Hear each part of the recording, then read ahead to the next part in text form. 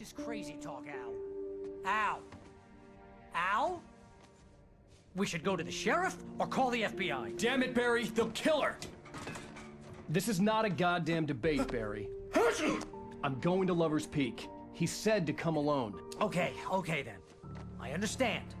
But you're my best friend, and I'm worried that you're not right in the head. Tell me what to do to help, and I'll do it. You stay here, and if I'm not back by morning, call the cavalry.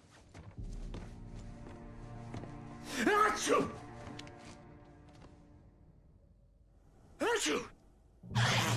Just be careful with the natives, Al. These yokels are dangerous. Everybody hates a tourist, or it'll be Deliverance all over again. Achoo! Bless you. Oh, this place is trying to kill me. I'll bet there's mold in here, spores, poison ivy, God knows what. This is so not worth a 15% commission.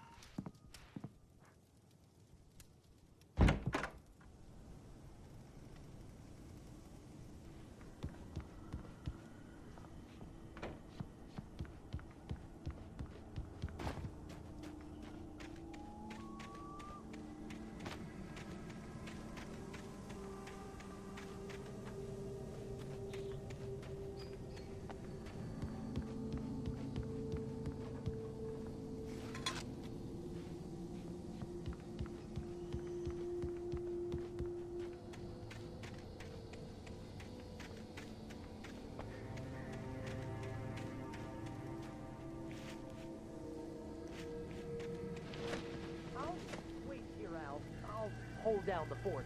I'll be with you in spirit every step of the way, Al. Walk through the door now.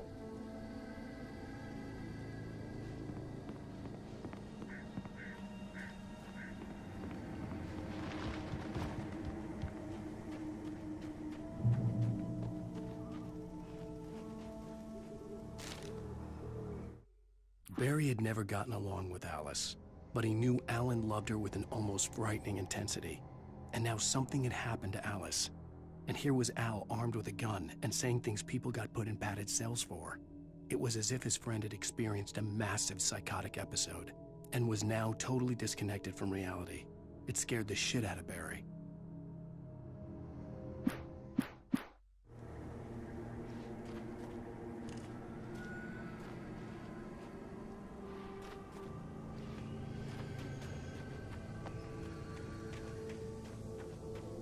I knew I should have gone to the cops. This wasn't the smartest thing I'd ever done, but I was still angry with Barry for trying to talk me out of it. These people had called me right in the sheriff's station. The cops wouldn't scare them, and they had Alice.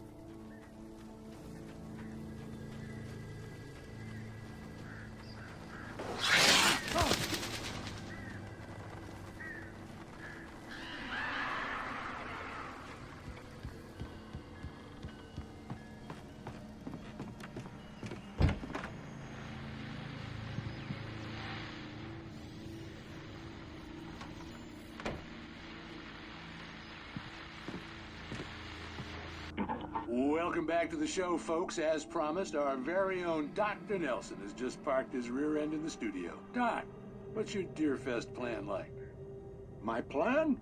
You make it sound a lot more organized than I ever seem to manage. Oh, yeah. Oh, yeah. No plan, really. Just taking the atmosphere.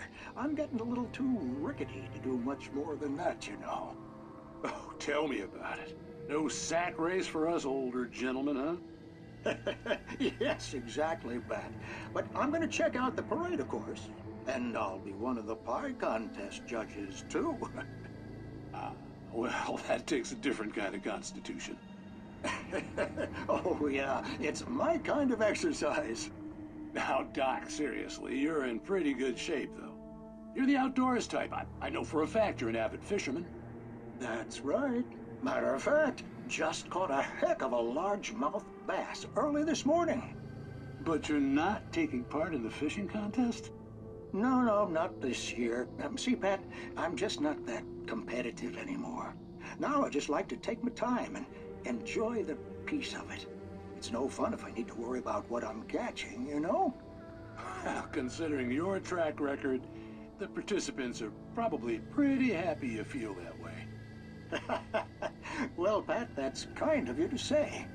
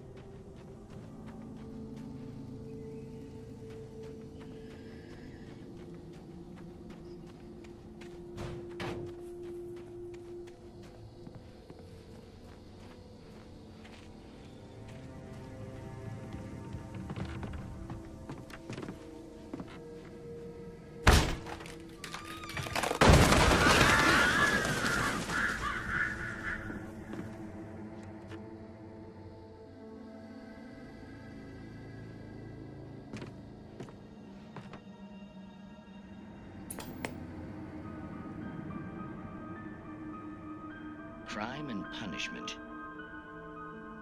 The cancer and cure of civilization. But some crimes are impossible to punish, especially in Night Springs. Tonight's episode, The Man in the Mirror.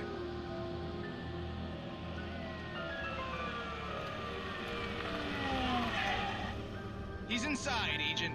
He's a weird one. So, you're confessing to killing that guy, huh? Why? Had it coming? Yeah, but why would you do that? I mean, you're a nice guy. Normal. Took a kid to a soccer game. So how come at the game, you pick a guy and, quoting from the arresting officer's report here, assault the victim's head area repeatedly with the weapon of choice being a pair of bare fists? Wow, that sentence really flows, huh? Maybe you're not the literary type. Okay, so you mess him up. But why? Who was that guy? We couldn't ID him. Why would a guy like you do him like that? I didn't like his face? Well, you must have hated it, because you really went to town there. I mean, there's no way to tell what he looked like. No ID on him either. That must be difficult. But then we ran the fingerprints. Got a match. Your prints. Identical. Huh, how about that? Your son said you were wearing a white shirt when you took him to the game. But the white shirt is on the dead guy. It's plenty red now. You won't get away with this. Do you really think that's in any way relevant to me? I had plenty of time to talk to my boy before the cops arrived, you know? He won't stop screaming, am I right? You think he's ever gonna be okay? I left my mark, believe me. You bastard. What? You gonna shoot me? What's the point? I'm going to prison. You got me. I don't understand any of this. And you never will. Don't worry. Maybe you'll see me again, Agent. Maybe in the mirror.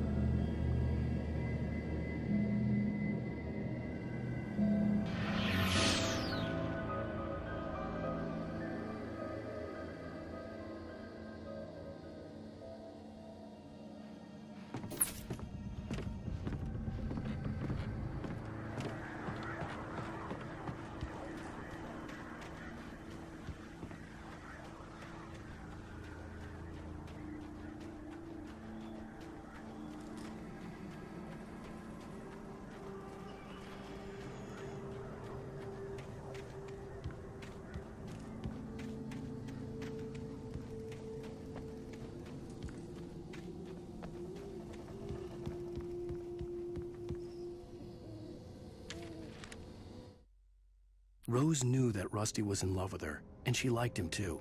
She liked him a lot. He taught her to dance, and life had certainly taught her the value of a man who was gentle. He treated her well, made her smile, made her feel good. But Rusty wasn't the prince of her dreams, and that tended to underline the unbearable truth. She was no closer to that Hollywood magic than he was.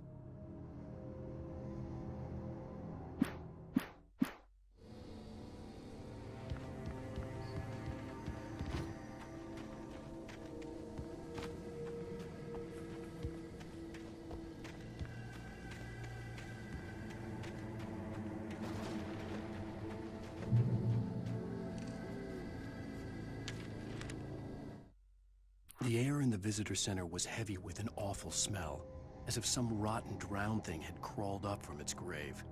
Rusty kept coughing blood. My eyes were drawn to the twisted shape of his broken leg.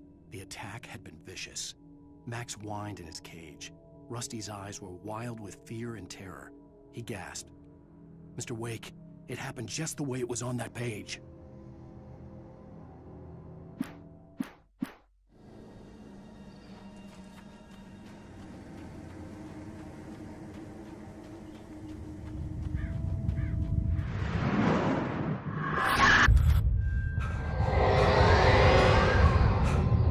Vision left me weak. This was no head injury.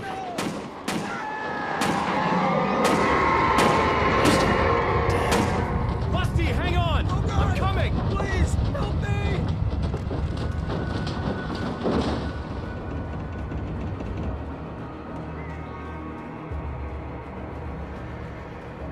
Anybody? Help me!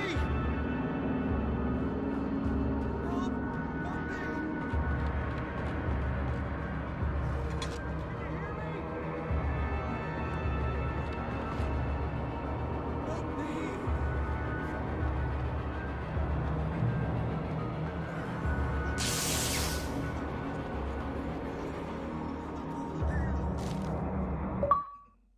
The visitor center was sturdy, but the impact turned the front of the building into splinters. Rusty was thrown across the lobby like a rag doll and hit the far wall hard. It didn't hurt until he tried to move and saw his leg bend the wrong way, felt the broken rib stabbing him on the inside. Rusty howled in pain and fear, suddenly afraid to die alone.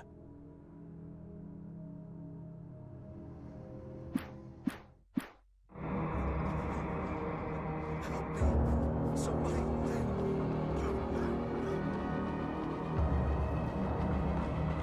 Hello? Back here! I'm back here! Hey! Mr. Wake? Oh, hell. It happened just the way it was on that page. I found. Came true. It knew. So dark. It'll come back for me. You must... The lights. In the office. I have the key. Okay, Rusty. Hang on. I'll be right back. Whatever did this couldn't be far. Rusty had found a page from the manuscript. It would help me understand what had happened.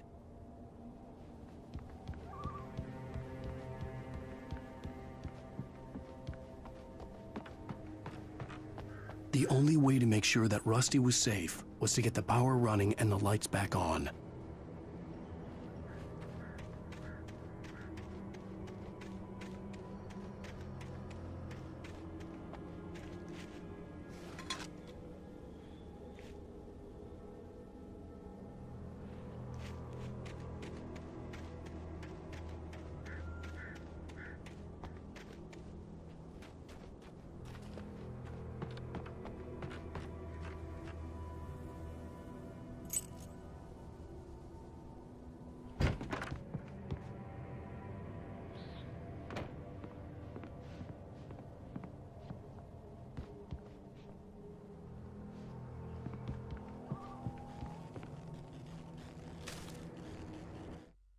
At the last instant, I changed direction and threw myself down.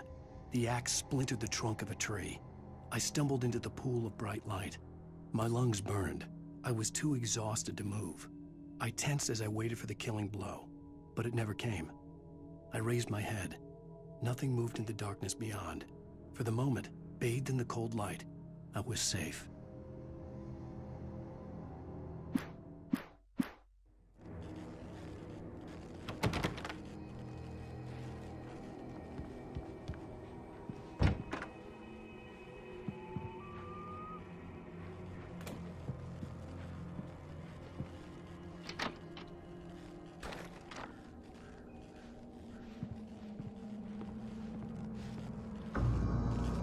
I was too late. Someone had destroyed the circuit breaker. There was no way to get the lights back on. Rusty! Rusty!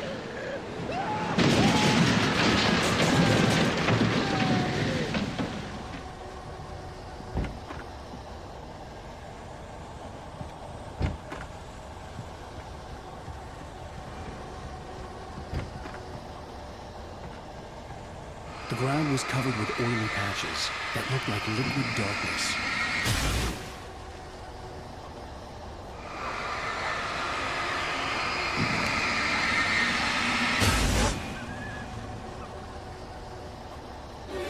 Hunters need hunting licenses.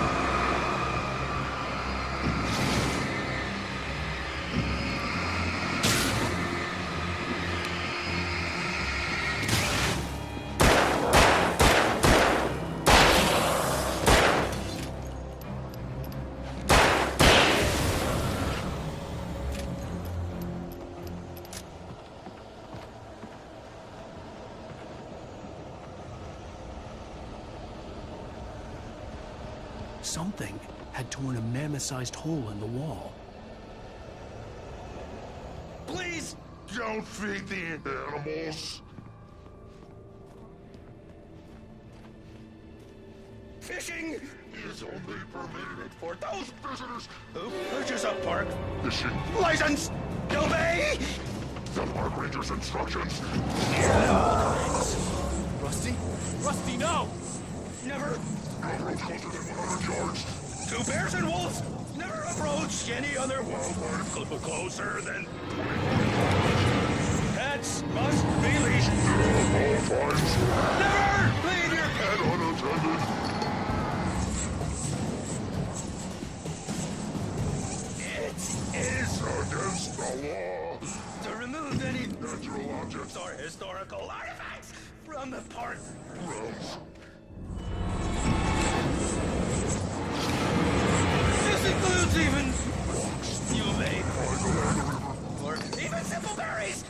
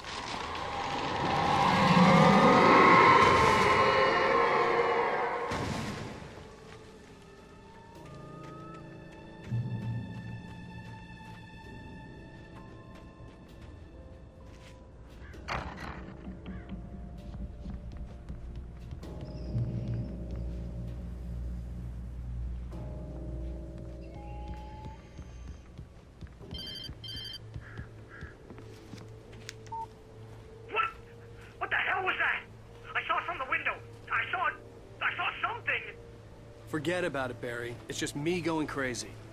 Oh, jeez. Oh, jeez. You're not crazy. I wish you were crazy, but you're not crazy. Ow, be careful. Stay in the cabin. Don't open the door for anyone. I mean it.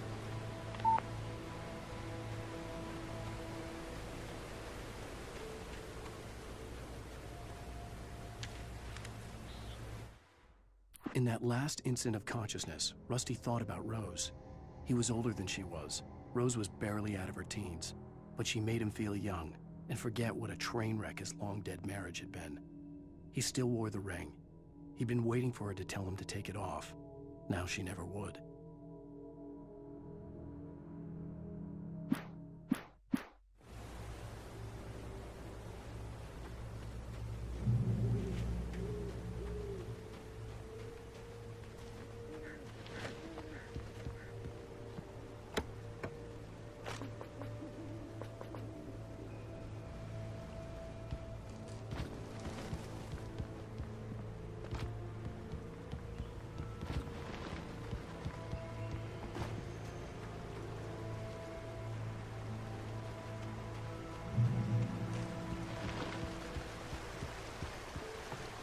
Lover's Peak was at the far end of the nature trail.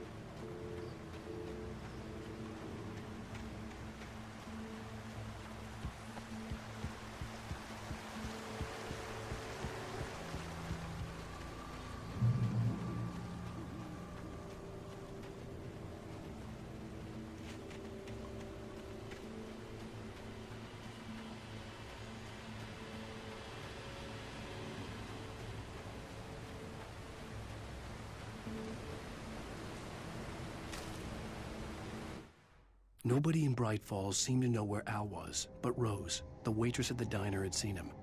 From what Barry could tell, Al pretty much fell off the face of the earth when he left the diner. Rose was just the kind of fan that Al hated, but she really tried to help.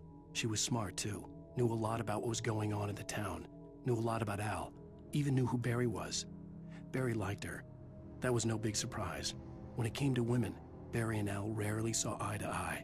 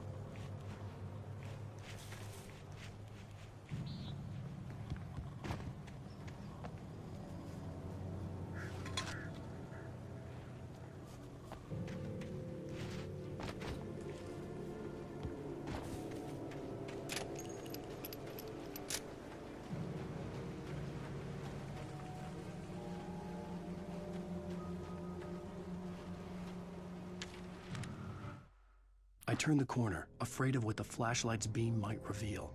Suddenly, a roughly painted symbol of a torch glowed in the light. Behind it, hidden by a rock, sat a battered metal trunk. It was here for a reason, packed with supplies, batteries, flares, ammo, things you need to make it through the darkness of the night. Something left behind by someone who knew what I knew, and more.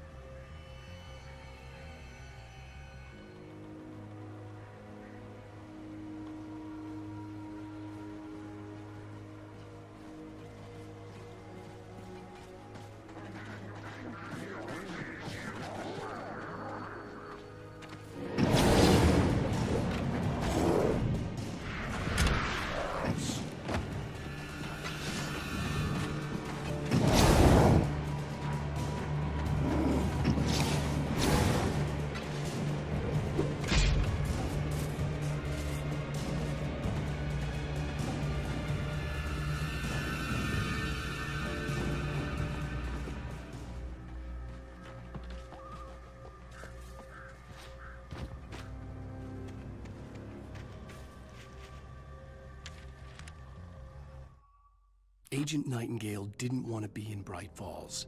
These little communities revolted him, and he didn't like the trees or the coffee. He now knew that impossible horrors lurked behind the storefronts and smiles.